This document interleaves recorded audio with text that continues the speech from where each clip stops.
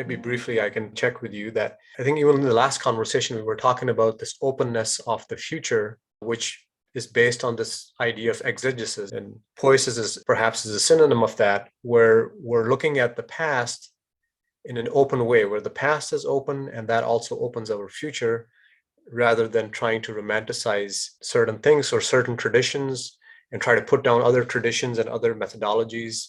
And it's interesting as I see that happening all the time, even when people are very open. It's like yoga versus shamanism, or there's a negative bias towards something else. Yeah. And sometimes it can be very subtle to put down one set of technologies instead of another one. I think you probably spoke a lot of stuff that comes perhaps from Sri Aurobindo, but I know that we wanted to talk about that. Maybe you already did. Is there something that you would like to highlight? Yeah, that's good, Kenan. I think Sri Aurobindo is a modern yogi who actually talked about a lot of a new approach towards yoga, what he called the synthesis of yoga, is in a sense that kind of relationship with both the past and the future, in which the technologies of the self are retrieved by the individual. And as with everything, whoever it is from the past, we have a tendency of creating a certain kind of a pedestal and making these people into cults. You see, so that can very easily happen. That's the reason why I'm talking about ideas and not about people. But certainly, if one wants to engage with these ideas, Sri Aurobindo is a person who looks into the future possibilities as against the grain of what we are becoming right now. And I'd say his eventual goal, and he has his own terminology, which can also become a kind of a lexicon that people keep repeating and making into a cult, right? So it's very important for us to take a step back out of that and understand it in terms of what we need to today, in terms of what are the goals of becoming we need to develop for ourselves that will empower these kinds of possibilities for the future. So, but one of the things that he's talking about with regard to the exceeding of our mind, where are we headed in terms of an evolution? This itself is taking the well springs of evolution in our own hands. This notion of self-exceeding. It's like saying that much greater than our ability to tinker with genes from a mental understanding is the fact that much deeper powers of creativity dwell in us that, if concentrated and intentioned, can actually lead to a opening up of different ways of expression of even the physical being. And what is a adequate horizon in yoga? There's the notion of the bindu. The bindu is always a vanishing point. The bindu in any yantra represents a plane of consciousness that's outside the plane of the yantra.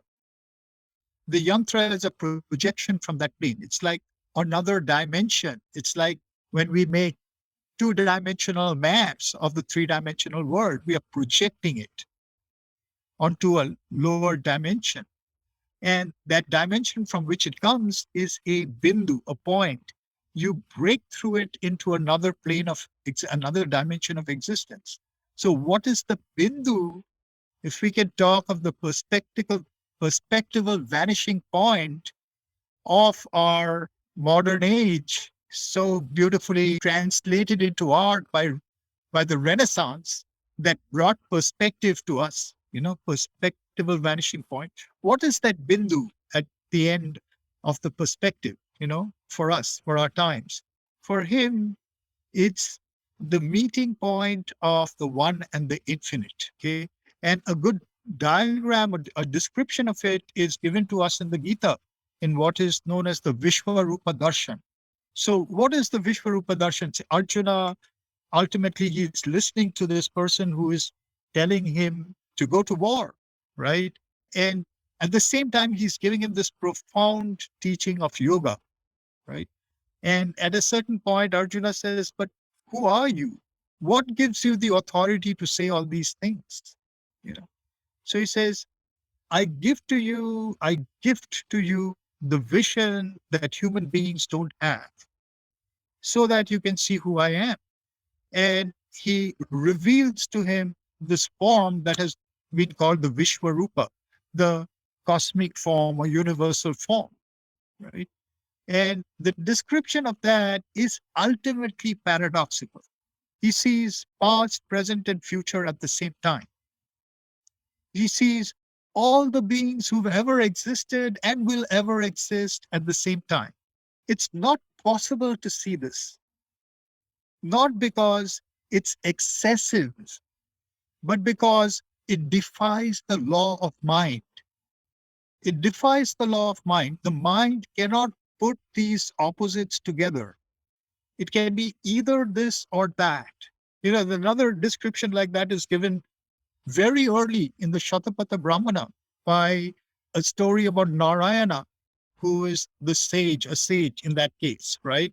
He's asked, we're talking about goals of becoming. What is your goal of becoming? What do you want to become?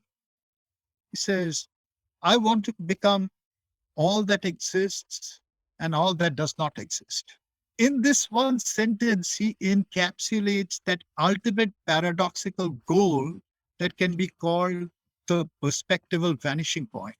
It is another plane of consciousness, not a plane of consciousness that obliterates and destroys our plane of consciousness, but one from which our plane of consciousness is projected. A philosophical goal of becoming is of that kind.